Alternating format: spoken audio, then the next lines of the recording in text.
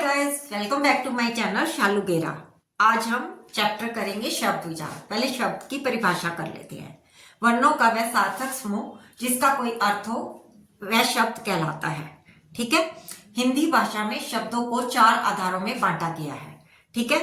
रचना के आधार पर, उत्पत्ति के आधार पर, अर्थ के आधार पर और प्रयोग के आधार पर। ठीक है। पहले हम कर लेते हैं रचना के आधार पर। ठीक है। रचना के आधार पर शब्द 3 प्रकार के हैं।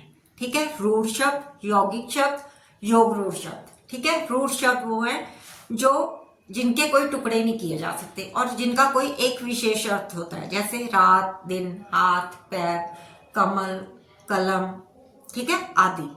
ठीक है। इनके कोई टुकड़े नहीं किए जा सकते और इनका विशेष एक अर्थ है। ठीक है। बादल आदि। ठीक है। और यौगिक शब्द जो 2 शब्दों को मिलाकर बनाए गए होते हैं और दोनों का ही कोई ना कोई अर्थ होता है। ठीक है। उनके टुकड़े करने पर भी उनका अर्थ होता है, जैसे विद्या जमा अर्थी। ठीक है। जो विद्या का इच्छुक होगा उसे विद्यार्थी बोलेंगे। विद्यार्थी का विद्या जमा अर्थी। पुस्तकालय, पुस्तक जमा आलय। ठीक है। पुस्तक का घर जो होगा उसे पुस्तकालय। ठीक है। रसोई घर, रसोई प्लस घर। ठीक है। रसोई के लिए घर। ठीक है। ठीक है। दोनों शब्दों का कोई ना कोई अर्थ है जो जोड़ के मिले हैं, तो इन्हें क्या कहते हैं? यौगिक शब्द। ठीक है। योगरूढ़ शब्द, योगरूढ़ शब्द वो होते हैं जो 2 या 2 से अधिक शब्दों को मिलाकर बनाए गए हैं पर उनका अर्थ किसी मतलब एक विशेष योगरूढ़ के लिए हो गया है। ठीक है। जैसे नीलकंठ, नीला है कंठ जिसका, नीला है कंठ जिसका हम भगवान शिव के लिए बोलते हैं।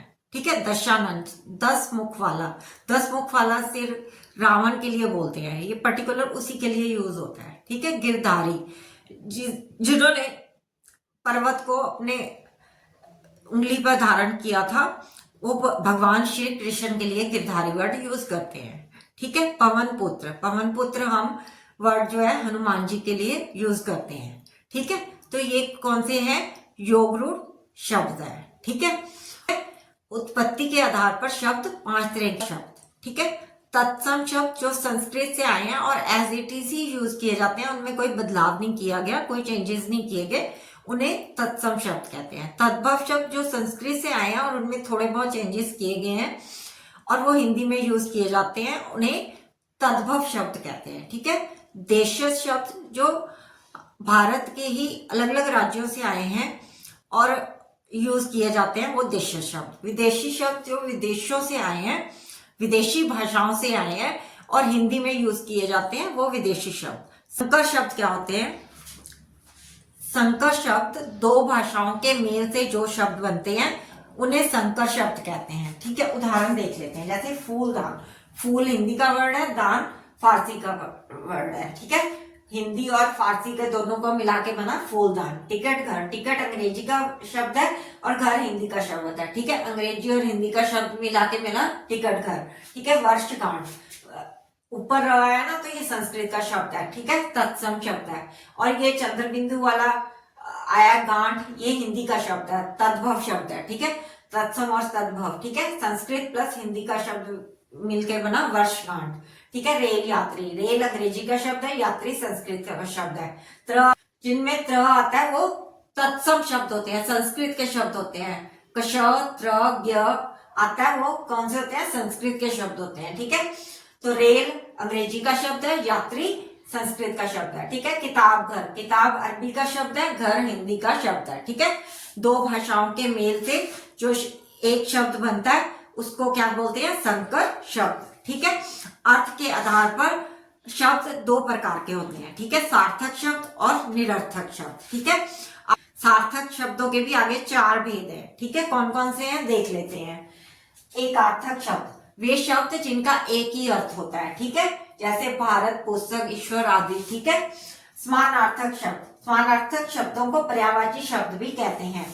वे शब्द जिनका अर्थ समान होता है पर्यायवाची या समानार्थक शब्द कहलाते हैं। जैसे फूल को हम पुष्प भी कह देते हैं, कुसुम भी कह देते हैं, सुमन भी कह देते हैं। ऐसे माँ को अम्बा भी कहते हैं, माता भी कहते हैं, जननी भी कहते हैं। ठीक है।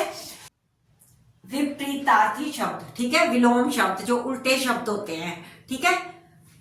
किसी शब्द का विपरीत अर्थ देने वाला शब्द उनका विपरीतार्थी या विलोम शब्द कहलाता है। ठीक है, अमृत का विष, आयात का निर्यात, अनुकूल का प्रतिकूल, सुख का दुख, एक का अनेक, आरंभ का अंत। अनेकार्थी शब्द, जिन शब्दों के एक से अधिक अर्थ होते हैं वे अनेकार्थी शब्द कहलाते हैं। जैसे पत्र, पत्ते को भी बोलते हैं और चिट्ठी को भी बोलते हैं। पहले कहते थे ना, आज मेरे मामा जी का पत्र आया, चिट्ठी आई है। ठीक है, अब कल, बीता हुए दिन को भी कल बोलते हैं, अगले आने वाले दिन को भी कल बोलते हैं, और पुर्जे को भी, मशीन के पुर्जे को भी कल बोलते हैं, कल पुर्जे। ठीक है, जिन शब्दों के एक से अधिक अर्थ होते हैं वे अनेकार्थी शब्द कहलाते हैं। ठीक है, अच्छा, निरर्थक शब्द। ठीक है, वैसे निरर्थक शब्दों का कोई अर्थ नहीं होता।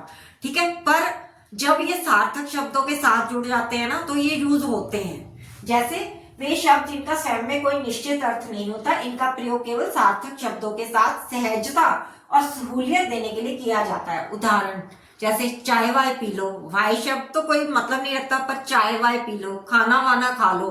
खाना शब्द है, खाना के साथ वाना हमने जोड़ दिया, निरर्थक है, पर हम आम बोलचाल की भाषा में इन निरर्थक शब्दों को भी कई बार यूज कर लेते हैं। गप्पे शप्पे मार लो, गप्पे वर्ड है, शप्पे तो वर्ड नहीं है ना, निरर्थक शब्द है, पर अपनी सहूलियत के अनुसार हम इन्हें सार्थक शब्दों के साथ जब यूज कर देते हैं तो ये भी निरर्थक शब्द भी मतलब यूज होते हैं। ठीक है, सार्थक शब्दों के साथ भी कई बार हम इन्हें आम बोलचाल की भाषा में यूज करते हैं।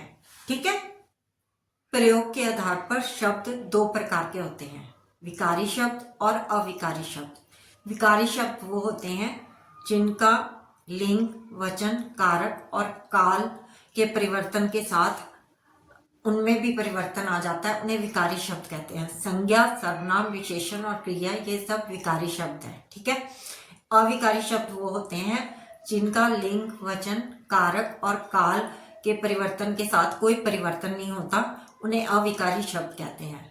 अविकारी शब्द कौन से होते हैं? क्रिया विशेषण, समुच्चय बोधक, संबंध बोधक और विस्मय आदि बोधक अविकारी शब्द है। ठीक है, जैसे अब उदाहरण भी देख लेते हैं।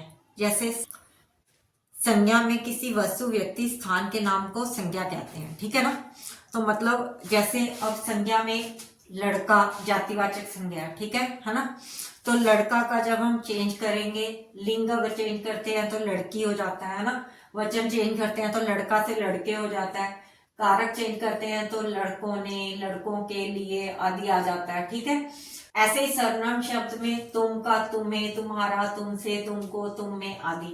विशेषण शब्द अच्छा से, लड़की के लिए यूज होगा तो अच्छी वर्ड आ जाएगा, लड़के के लिए यूज होगा तो अच्छा आ जाएगा, और जब बहुवचन में बहुत सारे लोगों के लिए यूज होगा तो तुम बहुत अच्छे हो, है ना, तब अच्छे वर्ड यूज हो जाएगा। मतलब चेंजेस हो जाते हैं, वर्ड जो है चेंज हो जाता है। ठीक है, क्रिया शब्द में आ का आता है, प्रेजेंट हो गया, आता था पास्ट हो गया, टेंस आया, ठीक है, वर्तमान हो गया, आएगा फ्यूचर टेंस हो गया। तो मतलब काल मतलब समय के अनुसार, मतलब वर्तमान, भविष्य और फ्यूचर के अनुसार चेंज हो जाते हैं। ठीक है, लिंग, वचन, कारक के अनुसार भी इनमें परिवर्तन आ जाता है, उन्हें क्या कहते हैं? विकारी शब्द। और अविकारी शब्द वो होते हैं जिनमें लिंग, वचन, कारक और काल की वजह से कोई परिवर्तन नहीं आता, क्रिया विशेषण, संबंध बोधक, समुच्चय बोधक और विस्मय आदि बोधक। ठीक है, क्रिया विशेषण में भीतर, यहाँ, जल्दी जल्दी, धीरे, दिन भर आदि। ठीक है, संबंध बोधक के, निकट, के, बाद, समुच्चय बोधक यहाँ, क्योंकि, इसलिए आदि। विस्मय आदि बोधक आ, वाह, अरे, छी आदि। ठीक है, अगर आपको वीडियोस अच्छी लग रही हो तो वीडियोस को लाइक करें, शेयर करें और सब्सक्राइब करें। Thanks for watching.